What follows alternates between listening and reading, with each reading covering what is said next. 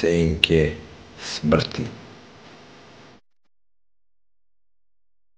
Ukleti traktor i devojka iz Vukovara. Da li ste nekad doživjeli paranormalno iskustvo vezano za neki predmet ili neku mašinu koju koristite svakodnevno i ne sluteći da se u njoj može sakriti neko zlo? Niste? Poslušajte onda priču zemljoradnika Dušana J. iz jednog malog sela u zapadnoj Srbiji. Moje ime je Dušan i većinu svog života proveo sam radeći na svom seoskom imanju. Nisam se ženio jer me je još u mladosti jedna devojka prevarila i otišla sa drugim. Od tog dana posvetio sam se svojoj zemlji i uzgoju stoke. Nisam imao mnogo društva i često sam provodio sate i sate sam u polju, obrađujući zemlju svojim traktorom. Dušan imao traktor zvani Plava Rakovica i uz njega je dokupio sve priključne mašine. U selu je važio za najboljeg zemljoradnika. Imao je sve što treba da ima jedna zemljoradnička kuća. Otac Stojan i majka Darinka su se ponosili njim, a mnogi meštani su sa zavišću gledali za njegovim traktorom kad bi, vraćajući se sa njive, projurio selom. Bio je to jednostavan čovek i činilo ga je srećnim kad ujutru ustane u svitanje, probuđen glasom svog petla Dragoljuba. Pa onako još nerasanjen ode do česme u dvorištu da se umije ledenom izvorskom vodom i obriše čistim izvezenim peškirom. Kad bi mu se vidik razbistrio, veselo bi se uputio do voćnjaka uz čiju su ogradu rasle kupine. Ubrao bi 10 najkrupnijih i najzrelijih i poređao ih na svoj dlan. Jeo bi jednu po jednu, uživajući u sokovima koje je sadržalo ovo crno blago, gledajući u pravcu bašte u kojoj se nazirao beli plastenik, prvi u selu. On je sam napravio taj plastenik, koristeći gvožđe za armaturu i običan povrtlarski najlon. Komšije su dolazile i čudile se. Neki su govorili, koji će ti Andrak to plastično čudo, Dušane? Sve će to grad da ti pocepa, a vetar da odnese. Džaba se mučiš. Uzalud je Dušan pokušavao da im objasni da je to najmodernija tehnologija proizvodnje povrća, svi su se smejali i odmahivali glavu.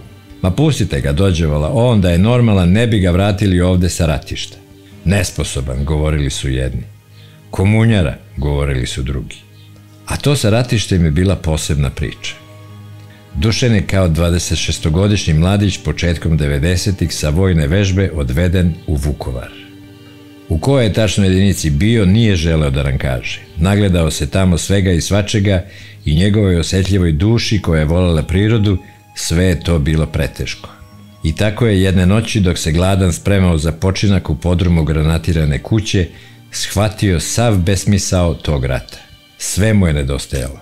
I otac i majka i njegov voljeni plavi traktor koji se sada mrzne tamo ispod šupe.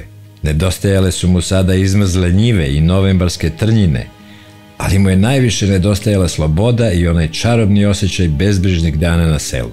I pomislio je, zašto sam ja ovde? Zašto da ubijam svoju braću? Šta su oni meni zgrešili? Možda isto tako neki od tih mladića ima traktor kao ja i taj traktor ga čeka kod kuće kao i otac i majka. Zar treba moj metak da mu presudi i da mu njiva i ognjište ostanu pusti? Tog trenutka je odlučio da po svaku cenu mora da se izvuče iz tog pakla. Samo nije znao kako. I onda se setio kako se nekad kao školarac izvlačio od kontrolnih zadataka. Pojeo bi komad živog krompira i počeo bi da ga boli stomak. Sad je sa takvom idejom pošao kroz jednu oslobođenu ulicu i prelazio iz bašte u baštu, čeprkajući po zemlji i tražeći krompire. Ako me neko bude nešto pitao, reći ću mu da su me poslali da tražim hranu za četu. Tada je video nešto što će mu tek kasnije postati jasno. Jedan bradati četnički vojvoda, zvaćemo ga Breza, vukao je napolju iz jedne kuće 20-godišnju devojku. Ona je vrištala i zapomagala, ali on je bio neuporedivo jači od nje. Dušan se sakrio iza jednog žbuna i posmatrao 30 metara udaljenu scenu, ne znajući ni sam šta da radi u toj situaciji. Bradati četnik je dovukao devojku do bunara u dvorištu kuće. Nešto joj je govorio, ali ga je ona prkosno gledala. Imala je kratku crnu kosu i neku imitaciju vojne uniforme. Videlo se da je danima mučena. Četnik ju je iznenada zgrabio i ubacio je u bunar.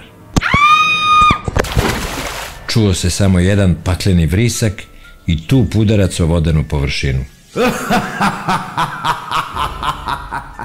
Dušan je doživeo šok.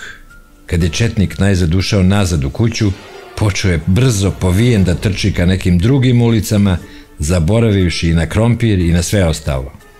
Dan se već pretvorio u noć, a Dušan je i dalje bežao kroz novembarske izmeglice i baruštine. Gde god bi video svetlo ili vojsku, skriveo bi se i puzio po zemlji da ga ne primete. Cokole su mu već postale teške, a pantalone su se rascepale od puzanja po staniki. Ali nije odustajao.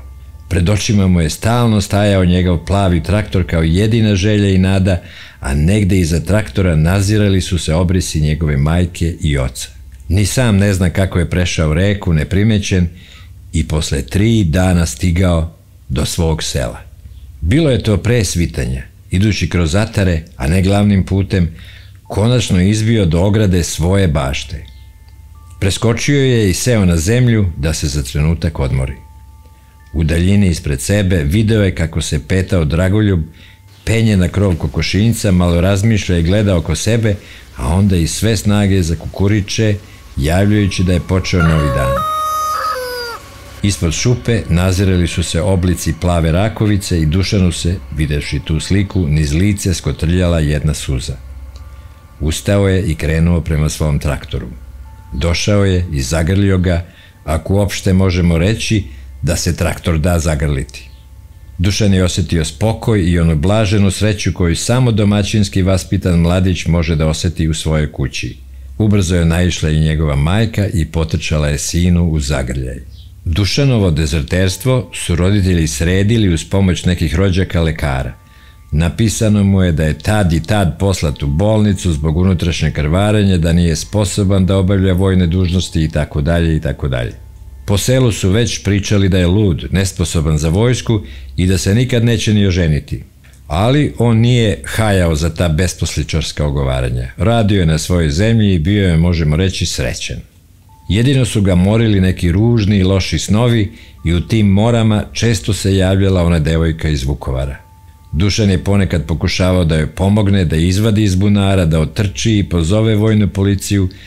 Nekad bi čak u snu ona bila njegova nevesta, obučena u belu haljinu i nevestinski veo, ali uvek bi se san završio tako što bi se onaj đavolji vojvoda pojavio, pa i njega i nju dočepao i bacio u bunar. Dušan je na javi često mislio na svoje snove. Pitao se šta bi bilo da je smogao snage da spase tu devojku. Da li bi njih dvoje kao dvoje odmetnika danas možda živjeli zajedno i imali decu?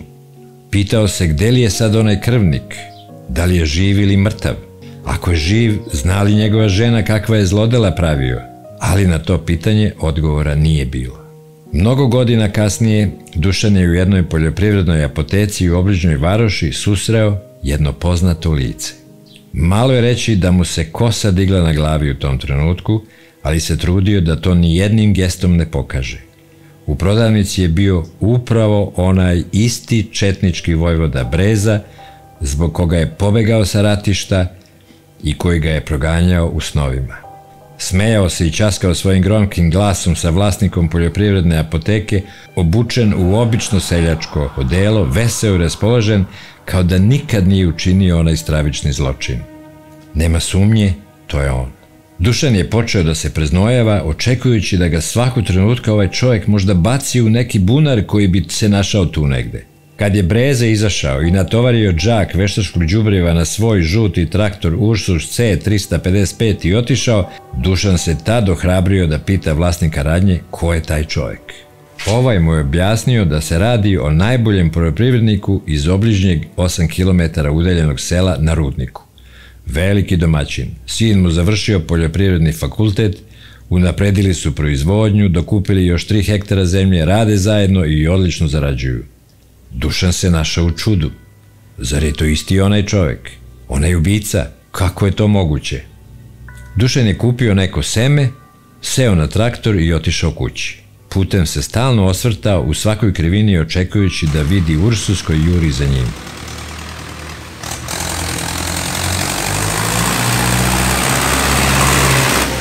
Došavši kući, obavio je još neke poslove i seo pored svog starog oca. Pitao ga je za vojvodu Brezu. Otac je počeo svoju priču o toj porodici i Brezinom dedi, koji je još za vreme Drugog svjetskog rata bio član četničkog pokreta. 23. maja 1943. u Rajkovcu kod Topole Brezin deda i ostali četnici zaklali su Darinku Radović i njene ćerke Radmilu i Stanku. Ubijene su jer su skrivale partizanskog ranjenika. Darinka je gledala kako je četnici kolju ćerke, ali uprkos tome nije odala ranjenog partizana. Proglašena je za narodnog heroja 1953. Njih 3 nikome nisu zlo učinile. Ubijene su jer su pomogle da preživi borac za slobodu. Čujem da je taj njegov unuk i u ovom ratu okrvavio ruke do lakata. To je njima nasledno, sine. I da sam na tvom mestu, držao bih se podalje od tog čoveka. Dušan je samo klimnuo glavom. Ali te noći sve se promenilo. Opet mu se u snu javila devojka iz Vukovara. Izašla je iz bunara, prišla mu i dodirnula ga po ruci. Pomozi mi, osveti me. Volao bih to više nego išta na svetu, a ne znam čak ni kako se zoveš. Zovem se Jelena, 19 mi je godina. Jelena, žao mi je što ti nisam pomogao. Proći će mi život, a to neću moći sebi da oprostim, rekao je Dušan, dok su mu se suze slivale niz lice. Ja sam samo željela da pomognem svojim frendovima iz razreda da odbranimo Vukovar. Pa jesi li nekoga ubila? Koliko znam, ne. Nisam ni ja. Šta ti je onaj uradio? Uzeo me iz autobusa koji je išao ka Borovu selu, doveo ovdje u ovu kuću, silovao me je i ubio. Molim te, pronađi moje zlatne naušnice.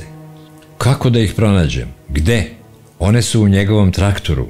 Prošaptala je to uplašeno i vratila se u bunar, kao da će Breza svakog trena naići.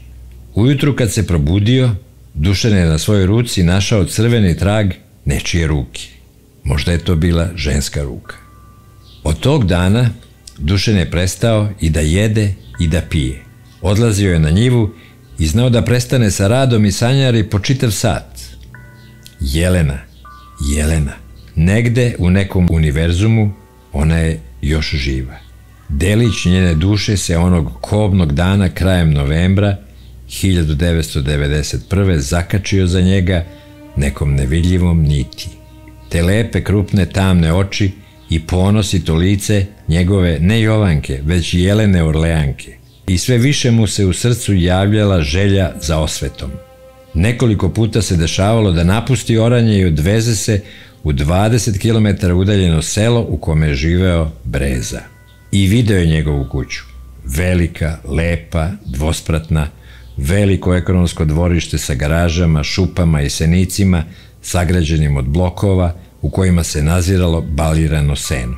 Videlo se da je ovde uloženo mnogo para, ali odakle su one došle? Jesu li od nekadašnjih poljoprivrednih kredita ili su natopljene krvlju donete s one strane Drine? U Jeleninu tvrdnju da su njene minđuše u njegovom traktoru nije znao da li da veruje. Možda ih je Breza doneo ovde kao uspomenu na svoj tajni zločin. Možda ih je ponekad motao među prstima i smeškao se, zadovoljan što za njegovu mračnu tajnu niko ne zna. Samo da ih nekako pronađe. Ali kako? Jednog dana ukazala mu se prilika. Prolazeći kroz varošicu, ugledao je Brezin Ursus pred kafanom Groš. Okrenuo je svoju plavu rakovicu i parkirao se tik pored njega. Ušao je u kafanu i video da Breza sedi s nekim društvom i pije. Već je iz raspitivanja u njemu saznao da mu je to veliki porok.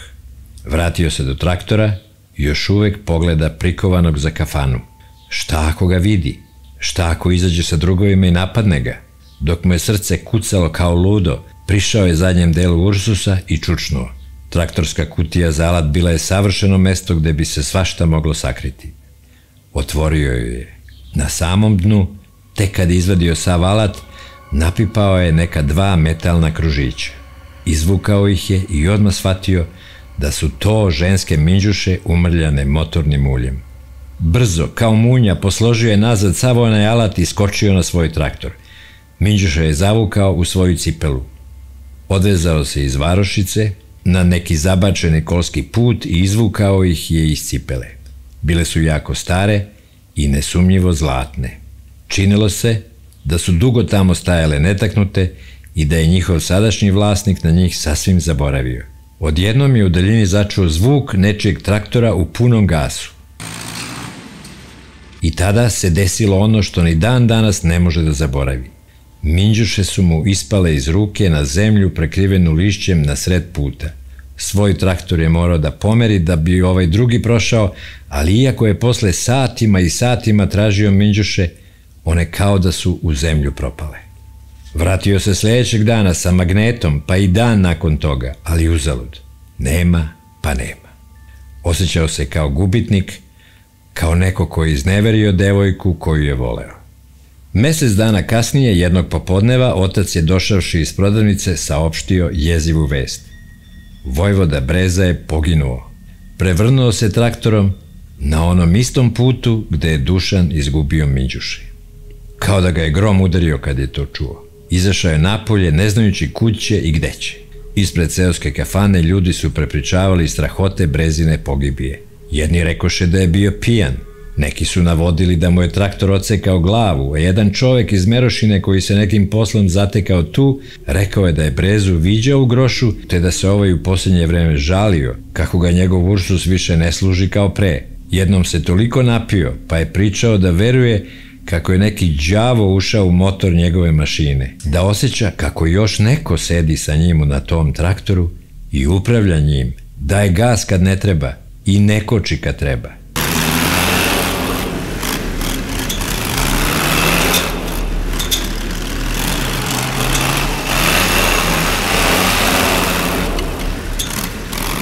Pokušao sam da ustanem da bih otkrio šta se dešava, ali nisam uspevao da se pomaknem. Neka snaga me je držala na sedištu i činilo mi se da me polako uvlači u svoj svet. Bile su njegove tačne reči. I tog dana je krenuo iz kafane da obiđe svoju njivu i eto šta se desilo.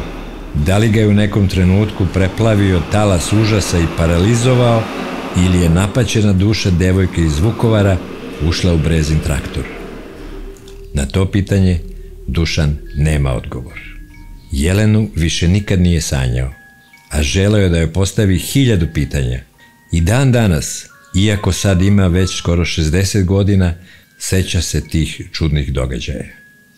Bilo je to najstrašnije iskustvo u mom životu. Jedno od onih koje je nemoguće razumeti i opisati onima koji nisu to doživjeli. Verujete li vi u paranormalno? Ako ste imali slično iskustvo, pišite nam, javite nam, ostaće među nama.